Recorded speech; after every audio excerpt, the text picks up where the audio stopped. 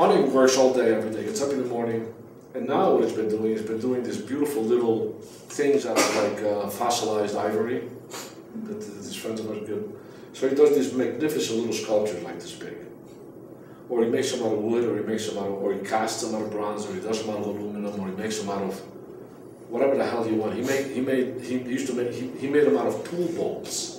You know, like a pool ball, like an 8-ball. You know, he'd carve an 8-ball. Huh? But you know what I'm talking about. Huh? They're magnificent. Strange materials to jump into. And this guy, you know, he's probably 70 by now. Onig Kalfayan, he calls himself Kardash Onig, which means stone carver in Armenian, but also means brother in Turkish. And that pisses off all the rest of the Armenians because it's a Turkish word and they're supposed to be hitting the Turks. So there's this whole involved thing there. He's amazingly contentious and gruff and offensive to a large degree on the outside. And inside, you've got this incredibly, you know, giving, sensitive, mild person. So you have these two tremendous dualities. And that duality transcends, I mean, his work transcends that duality. Because when you look at his work, to a large degree, if you have to make a criticism, that work is the human condition. From the sublime to the divine to the ridiculous. And so it is him. And it is because of that, because of the tremendous amount of contradictions, that something that is as small as, you know, a little piece of sculpture made out of an 8-ball can give you, is an amazing thing. You know, it can encapsulate things that seem so diverse within the human condition, and we all have that. You know, we all secretly wish we could kill somebody one time in our life, or many times, right? And you know, and we all melt at the foot of a baby, and so all of that. So you explore, you know, and you can explore on a grand scale, which is your choice, or you can explore on a very humble scale. If I had to go back in history, and there are many people who have done work, you know, who have worked every day. The most humble one of them all, in my mind, is Morandi, with those wonderful little still lifes he did, which incidentally he painted one a day of, by the way. Okay, and Morandi had. What are you taking notes?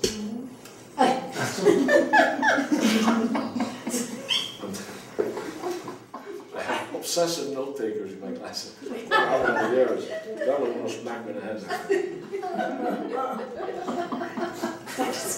So,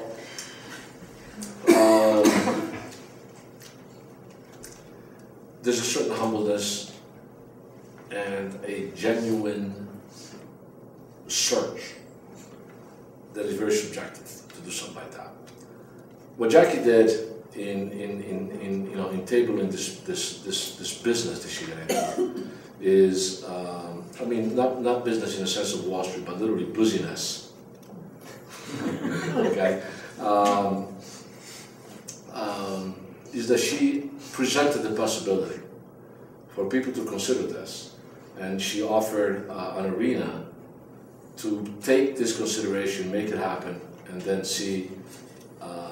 And allow a package to present it to the world in a way that doesn't get in the way time-wise of the artist. In other words, the person can just do it, put it in context of what she has organized, and then do another one, without having to worry about, you know, showing it, without having to worry about talking about it, without having to worry about anything else.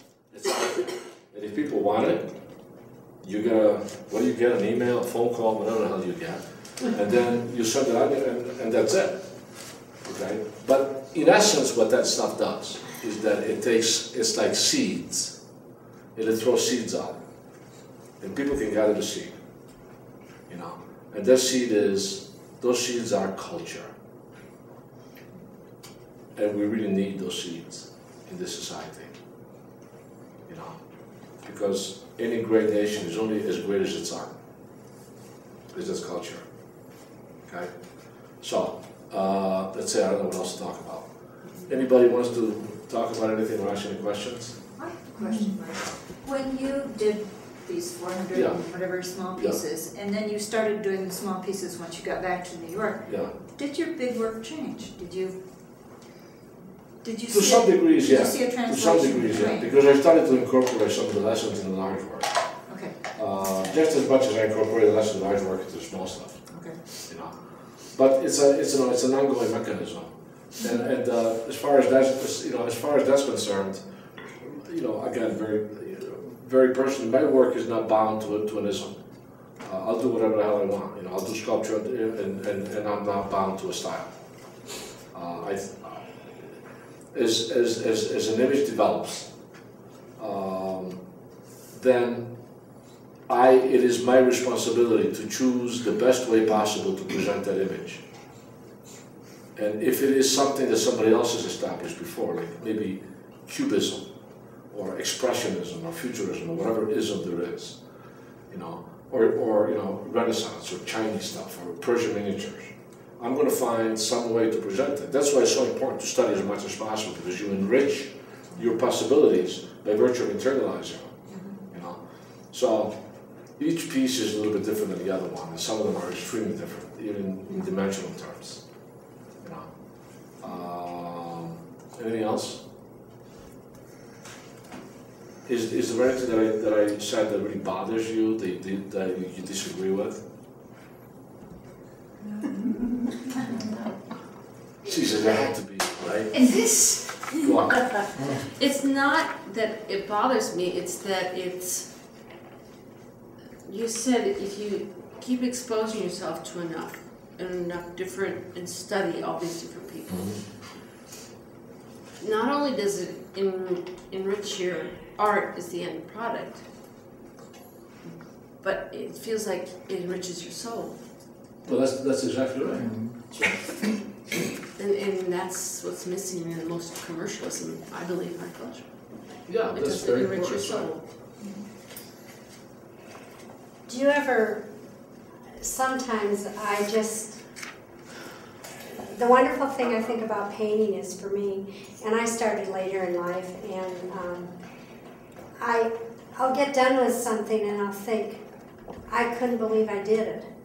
And it's such an exciting experience. I mean, even if it's, I mean, like you said, we do things for ourselves. Somebody else or other people may not care two hoots about it, but it's just such a, sometimes I'm just like, wow, you know, I don't know where it came from. And Well, you know, I mean, you know it came from you. right. And lots of times, we have things that we don't consciously consider, but they very much exist within us. And that's, I mean, I think that for everything that we understand consciously, there are thousands of things that we don't realize exist within us, you know. And yet we act according to the totality of the intellect, but also all the intuition and all the stuff that is not considered outwardly. And painting is a great way for us to be able to bring those things out, to allow those things to escape, let me put it that way, to allow those things to reveal themselves. And we become consciously surprised in finding out who we are. It's like going to a really good shrink.